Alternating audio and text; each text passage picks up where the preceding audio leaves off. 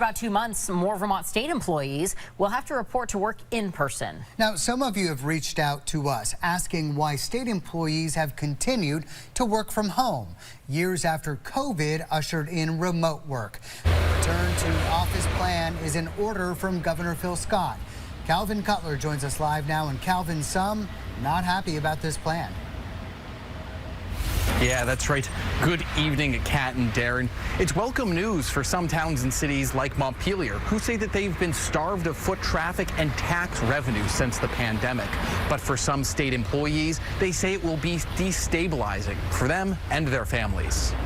Hi, Governor Phil Scott here. In a recent video addressing some 3,000 state employees with remote work arrangements, Governor Phil Scott explaining why, starting December 1st, state employees will have to come back to the office 3 days a week.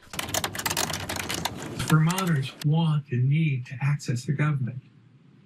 They need to see us in their communities. They need to know where and how we work. The pandemic drove workers in public and private sectors online.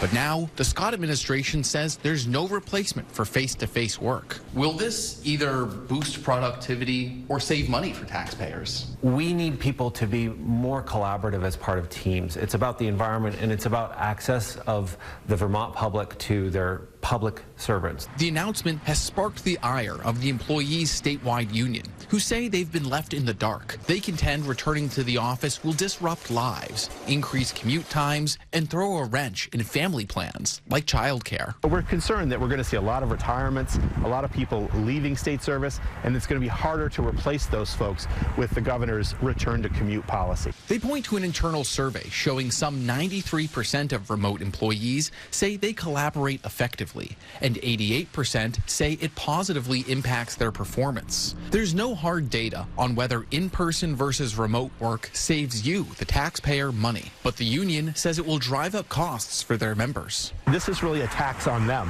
It's going to increase their costs for commuting, for childcare, for adult daycare. Bringing more employees back also means some empty or underutilized state offices will be filled again, leading to more foot traffic for downtowns like Waterbury, Montpelier, and Newport. Vermonters have paid for these assets to be built and maintained, and we need to make sure that we're occupying them and that we're using them full time.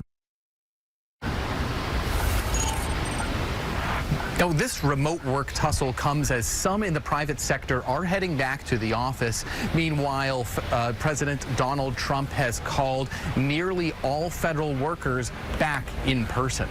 Reporting in Montpelier, Calvin Cutler, Channel 3 News.